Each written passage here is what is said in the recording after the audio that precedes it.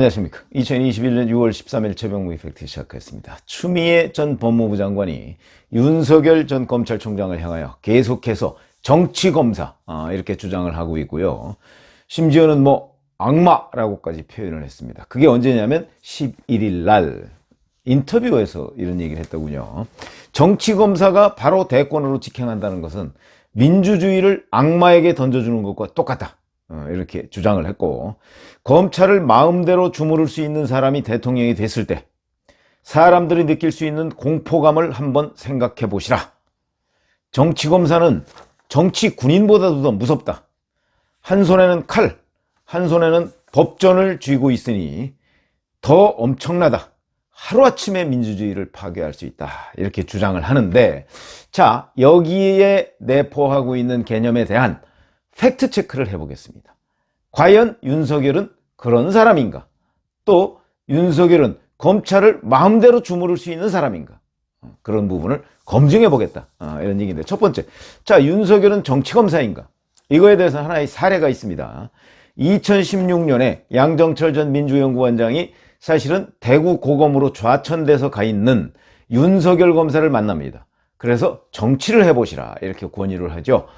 이거는 양정철 전 민주연구원장도 인정을 한 바가 있고, 윤석열 전 총장도 국회에서 인정을 했습니다. 근데 그때 거절했습니다. 그러니까 적어도 2016년까지는 윤석열 검사는 정치를 할 생각이 없었다. 그러니까 정치검사다 이렇게 얘기하는 것은 좀 어폐가 있다. 적어도 그때까지는, 그러니까 5년 전까지는 이런 얘기죠. 왜냐하면 정치검사라고 하는 것은 검사로서 뭔가 정권에 잘 보여서, 그래서 좀 이렇게 로비도 하고, 그래서 결국 더 큰 권력, 검사보다 더 큰 권력, 검사보다 더 큰 권력이 뭐이죠? 정치 권력입니다. 그 정치 권력을 향해서 나아가는 과정, 그리고 그런 성격의 검사, 끊임없이 그를 위해서 노력하는 검사, 이걸 우리가 정치검사라고 흔히 정의를 할 수가 있는 거죠. 그러면 2016년까지 윤석열은 그럴 생각이 없었다. 이건 명백해지고요. 근데 그 당시에는 사실 그런 생각을 했을 법합니다. 왜냐하면 국정원 댓글 사건으로 인한 항명 파동이 있었죠. 그걸로 사실은 좌천당한 케이스거든요. 그래서 대구 고검에 가서 그냥 그야말로 거기 가서 그냥 자리만 지키고 있는 정도였으니까, 내가 과연 검찰에서 재기를 할 수가 있을까? 이런 절망감에 사로잡혀 있을 때이기 때문에 아마 그 당시에 보통의 검사라면 이때 그냥 더군다나 그 당시 야당이었죠. 야당인 민주당에서 하라고 그러는데 한번 해봐? 이런 생각을 했을 법한데 윤석열은 하지 않았다. 라는 점에서 본다면 그 시점까지는 아니다. 그러면 그 이후에는 과연 정치검사였느냐? 이것도 또 따져봐야 될 문제죠. 뭐냐면, 만약에 2017년 이후에 이제 서울중앙지검장이 됐습니다. 문재인 정부 출범하고 나서, 물론 그 전에 이제 박근혜 대통령에 대한 수사팀장을 했었죠. 최순실 국정농단 사건에 대한 수사팀장을 했었는데, 그거야 그냥 수사검사일 뿐이고요. 그 수사검사에서 공을 세워서 문재인 정부에서 뭔가를 하겠다? 그런 생각을 속으로 했는지는 모르겠으나, 그것도 국회의원이죠. 한다고 해봤자 국회의원 정도 아니겠습니까? 그런데 지금 얘기는 대권이거든요. 그러면 그 당시에는 적어도 그런 생각을 가지고 있지 않았을 것이고, 문재인 정부에 의해서, 문재인 대통령에 의해서 서울중앙지검장으로 한 두세 단계를 뛰어넘어서 발탁이 됐을 때, 그때도 과연 윤석열 검사는 내 이 중앙지검장을 바탕으로 해서 뭔가 앞으로 정치 권력을 잡아보겠다는 생각을 했을까? 안 했을 가능성이 훨씬 많습니다. 왜 그러냐? 정치권에서 윤석열이라는 이름을 전혀 알지도 못했고요. 본인이 그 정치라는 게 하루아침에 하는 거 아닙니다. 기반을 닦아야 됩니다. 그 기반을 닦으려면 우선 본인이 아버지는 공주 출신이지만 본인은 사실 서울 태생 아닙니까? 그러니까 서울에서 해야 되는데 서울이 얼마나 불안정한 데입니까? 당락이 하루아침에 왔다 갔다 하는 수가 있습니다. 그래서 서울에서 정치하는 것이 다른 어떤 지역적 맹주가 있는 곳에서 정치를 시작하는 것보다 훨씬 어렵다. 그렇기 때문에 지금 국민의힘 새 대표인 이준석 대표가 서울 노원병에서 3번을 낙선했지만 예를 들어서 영남이나 호남이나 이런 데에서 몇 번 당선한 것보다 이게 정치를 아는 데는 더 유효한 방식이 됐을 것이다 라고 하는 그런 주장도 있거든요. 그건 뭐 어떤 게 맞는 건지는 아무도 모르지만 저는 서울에서 한 번 하는 것이 영남이나 호남에서 3번 하는 것보다 훨씬 어렵다 하는 사실은 제가 정치부 기자 경험적으로 알고 있습니다. 그렇기 때문에 윤석열 전 총장은 만약에 국회의원을 한다고 한다면 서울에서 나와야 되는데 아마 그런 부분에 대한 자신도 없고 그 다음에 뭐 본인이 닦아놓은 것도 없고 그냥 검사한 게 다 아닙니까? 그러다 보니까 아마 주저했을 것이고 그때 뭐 속마음이 어떤지는 모르겠으나 적어도 대권이라는 차원에서는 아무런 생각이 없었을 것이고 국회의원 배지도 2016년에 거절했으면 뭐 2017년에 그걸 다시 해봐야 되겠다 뭐 이런 마음을 먹었을 거라고는 흔히 생각이 안 들죠. 그런 점에서 본다면 2017년 서울중앙지검장 시절에도 자 뭐 정치검사다 이렇게 얘기하는 거는 어폐가 있는 것 아닌가 하는 생각이 들고요. 뭐 2018, 2019 그 후에 뭐 검찰총장 뭐 이렇게 돼 있으니까 그거는 이제 추후에 말씀을 드리겠지만 정치의 뜻을 둔 것 글쎄 없었을 것이다. 유인태 전 노무현 정부 때 첫 정무수석이죠. 그 유인태 전 수석도 그렇게 평가했더군요. 아마 윤석열이 정치를 해야 되겠다고 마음을 먹었던 것은 검찰총장 또는 검사로서 무력감을 느꼈기 때문이었을 것이다. 그건 언제냐? 추미애 전 법무부 장관이 직무정지, 징계 뭐 이런 거를 요구했을 때 아 이건 검사로서 검찰총장이 법무장관을 이길 수는 없는 거 아닙니까? 법무장관이 지휘권을 가지고 있으니까 그러니까 야 검사로서 나는 더 이상 법무장관이라는 사람을 대항할 수가 없구나. 이거를 대항할 수 있는 방법 법무장관이 엄연히 잘못되고 있는 것을 알고 있는데도 그걸 바로잡을 수 없는 것 그게 검찰총장의 한계다. 검사의 한계다. 이 한계를 극복하는 방법은 정치를 해야 되겠다. 이렇게 마음을 먹었을 것이다. 그래서 그 시점을 대권 도전에 마음을 먹은 시점으로 이렇게 분석을 했는데 저도 동의합니다. 그러니까 검사로서 무력감을 느꼈기 때문에 검사로서 무력감을 회복할 수 있는 방법은 결국은 정치밖에 없다. 그걸 바로잡을 수 있는 것은 아마 그렇게 판단을 했을 것인데 그것은 작년 12월 달이었을 것이다. 이렇게 생각합니다.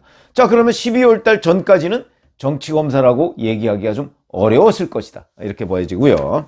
자, 그러면 또 이제 추미애 장관이 공격 포인트 중에 하나가 검찰을 마음대로 주무를 수 있는 사람이 대통령이 됐을 때 일반 국민들이 느낄 공포감 이런 얘기를 했습니다.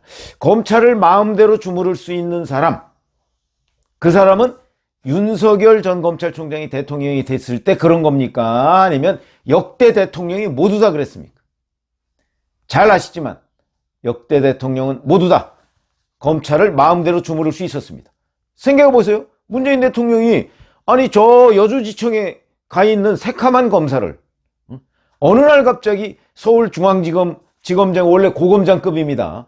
근데 그거를 지검장급으로 하나 낮추고 윤석열 검사를 검사장으로 승진시켜서 중앙지검장으로 임명해 버렸습니다. 중앙지검장은요 원래 검사장 승진하고 나서 다른 웬만한 부서들을 다 돌아다니고 나서 맨 마지막에 중앙지검장으로 오거나 지검장급이었을 때 그리고 고검장급이었을 때도 뭐 법무부 차관이나 뭐 광주 고검장이나 이런 데 다니다가 서울중앙지검장으로 옵니다. 그만큼 중앙지검장의 위상은 굉장히 높습니다. 그런데 그거를 위상을 한 단계 내리고 윤석열 검사는 파격적으로 승진시켜서 그 자리에 검사장 승진의 첫 보직으로 중앙지검장을 내줬다. 이게 마음대로 주무른 것이죠. 대통령은 누구나 그렇게 마음대로 주무를 수가 있습니다. 저는 그래서 그게 거의 직권남용이다 이렇게 생각을 하는데 그건 뭐 법률적으로 직권남용이 구성이 안 된다고 하더라고요. 인사권의 영역이다 이렇게 얘기를 하는데 어찌됐든 간에 그렇게 할 수 있는 겁니다. 윤석열 전 검찰총장 만약에 대통령이 된다면 마음대로 주무를 수 있겠죠. 그러나 그거는 윤석열만의 문제는 아니다. 대통령이라는 사람이 원래 검찰을 그렇게 마음대로 주무를 수 있다라는 것이고 또 하나는 오늘날 윤석열 전 검찰총장의 위상, 대선 주자로서의 위상이 어떻게 형성된 겁니까?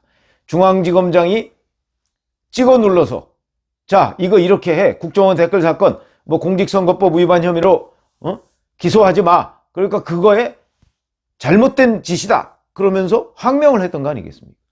그러면 윤석열 대통령이 예를 들어서 무슨 지시를 했다고 하면 그거 항명하지 말란 법이 있습니까? 검사 중에서. 마음대로 주무릴 수 있는 검찰. 그거 없습니다. 마음대로 주무릴 수 있죠. 있는데 그 중에 반드시 제2의 윤석열, 제3의 윤석열이 나올 수 있는 구조다라는 관점에서 본다면 검찰을 마음대로 주무를 수 있다는 개념 자체가 윤석열 전 총장만의 일도 아니고 그 다음에 거기에 반드시 제2, 제3의 윤석열이 나올 수 있다는 측면에서 본다면 추미애 전 장관의 공격은 잘못된 것이다. 이렇게 얘기를 할 수가 있고요. 그 다음에 검사로서 대권 직행 얘기를 이제 정치검사로서 대권 직행 얘기를 자꾸 하는데 처음부터 대권 직행은 불가능한 거죠. 아니 자기가 대통령이 되고 싶다고 그래가지고 뭐 국민들한테 나 뽑아주시오 그러면 국민들이 뽑아줍니까? 안 뽑아주는 거죠. 일정한 지지율이 나와야 됩니다.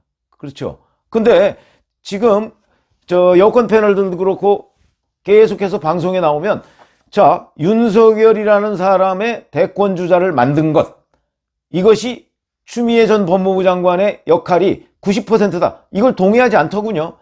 제가 그걸 입증해 보이겠습니다. 무슨 얘기냐? 윤석열 이 대권 주자로 등극한 건 언제부터라고 생각하십니까? 제가 한두 번 얘기를 한 적이 있는데 2020년 1월 둘째 주입니다. 그거죠. 근데 이렇게 생각하시면 됩니다. 자, 2019년 11월 달에 대선 주자 한국갤럽 기준으로 얘기합니다. 대선 주자 조사를 보면 윤석열은 없습니다. 조국 5% 나왔습니다. 5%.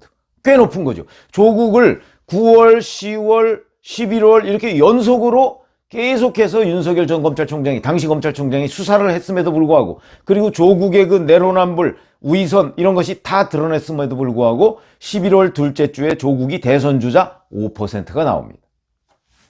그 다음에 12월 달에 역시 조국이 4%가 나옵니다. 그런데 윤석열은 없습니다.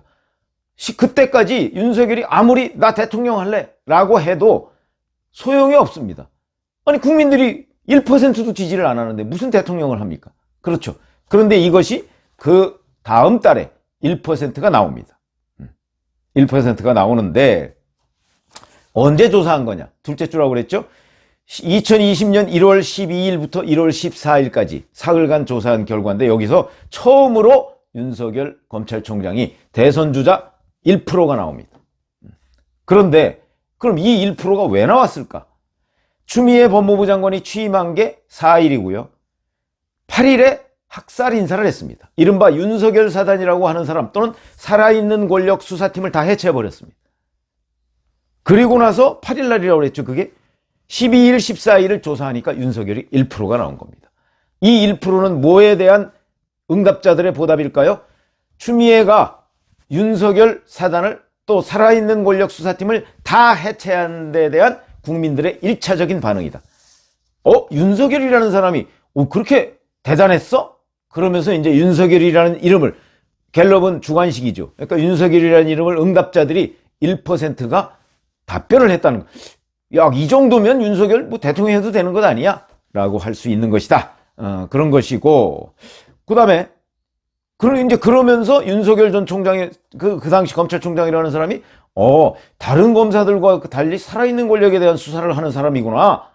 이런 것들이 각인된 것이다. 그 다음에 추미애 장관이 1월 하순에 다시 2차 학살 인사를 하고 윤석열 검찰총장이 울산시장 선거 개입 의혹 사건과 관련한 그 관련자들을 무더기로 기소합니다. 그리고 나서 2월 둘째 주 조사를 해보니까 5%로 뜁니다. 이것도 오로지 추미애 장관의 2차 학살 인사, 또 윤석열 검찰총장이 결기에 찬 울산시장 선거 개입 관련자들에 대한 기소, 이게 영향을 미쳤다. 이렇게 보고요. 그 다음에 윤석열 전 검찰총장이 그 이후로는 4월 총선까지 수사를 중단하라 이렇게 얘기합니다. 이 살아있는 권력 수사 뭐 이런 거 오해받지 말라 이러니까 지지율이 다시 뚝뚝뚝 떨어지고 추미애 장관도 윤석열 전 당시 총장을 별로 공격하지 않으니까 지지율이 뚝뚝 떨어져서 3월 달에는 2%, 4월, 5월, 6월에는 다시 1%로 떨어집니다. 그리고 나서 이제 채널A 사건에 관해서 본격적인 수사가 이루어지죠. 그리고 나니까 또 추미애 당시 장관이 윤석열 최측근이죠. 한동훈 검사장을 공격하기 시작합니다. 뭐 채널A 검언유착 의혹, 그 다음에 뭐 이와 관련해서 한동훈 검사장 좌천, 부산 고검에 있는 사람을 법무연수원으로 좌천, 뭐 이런 일이 있고 7월 달에는 또 특히 이 부분에서 손을 떼라 이러면서 수사지휘권을 천정배 법무부 장관에 이어서 헌정사상 두 번째로 발동을 합니다. 그리고 나서 7월 둘째 주에 윤석열 대권주자 이거를 한국갤럽에서 조사를 해보니까 7%로 껑충 뜁니다. 이 7%는 오로지 추미애 장관의 기여다. 그 다음에 또 추미애 장관이 8월 7일 날 2차 학살 인사를 합니다. 그리고 나서 곧바로 갤럽 원래 둘째 주에 조사하거든요. 이때까지만 해도 둘째 주에 조사했습니다. 그랬더니 윤석열이 9%로 뜁니다. 다시 또. 그리고 나서 이제 9월, 10월에 별게 없었죠. 별게 없으니까 윤석열 총장의 지지율이 다시 뚝뚝뚝 떨어져서 3%까지 떨어지고요. 그 다음에 10월 19일 날 추미애 장관이 또 다시 수사지휘권을 이제 발동을 또 합니다. 장모 사건, 채널A 사건, 등등 해서 수사지휘권을 다시 발동하고 11월 5일부터는 총장의 특활비, 이게 쌈짓돈이다 이렇게 해서 공격을 시작합니다. 그리고서 11월 둘째 주에 갤럽이 조사를 해보니까 11%로 반등을 합니다. 이것도 추미애 장관의 기여다. 이러고 나서 11월 말 12월 초에 직무정지, 징계 이런 걸 요청하고 나니까 13%로 다시 뛰었다. 그리고 2021년 올해 1월 달에 13%. 그리고 3월 달에 총장직을 이제 여권에서 검수완박 한다고 하니까 총장직을 던집니다. 그러니까 24%로 뜁니다. 자, 이 국면이 되면 대권으로 직행할 수 있어도 할 수 없는 사람을 추미애가 만들어줬다. 이렇게 얘기할 수 있는 거 아닌가요? 제가 추미애 장관이 공격했을 때 윤석열 총장이 방어를 해가면서 지지율이 뚝뚝뚝 올랐고, 추미애 장관이 공격을 멈추니까 지지율이 뚝뚝뚝 떨어졌고, 그 다음에 여권에서 검수완박으로 공격하니까 지지율이 폭발했습니다. 자, 이렇다면 윤석열 전 총장이 정치검사였기 때문이 아니고 추미애 전 법무부 장관, 여권이 공격했기 때문에 오늘날 윤석열 전 총장이 20%를 훨씬 넘는 대선 주자 지지율을 확보할 수가 있었다. 이거는 팩트로 입증이 되는 것 아닙니까? 그래서 앞으로 이런 부분에 관해서 얘기가 나올 때 제가 지금 팩트로 말씀을 드린 겁니다. 다 찾아보고 검토를 끝에 말씀을 드린 거기 때문에 이런 부분은 정확하게 아셔야 되겠다. 물론 이 지지율이 앞으로 어떻게 될지 그거야 누가 알 수 있겠습니까만은 적어도 지금까지 형성해 놓은 지지율은 추미애 전 법무부 장관과 여권의 공격에 대항하는 과정에서 윤석열 전 검찰총장이 얻은 지지율이다. 이렇게 얘기를 할 수가 있겠다 하는 팩트 체크를 해드렸습니다. 감사합니다.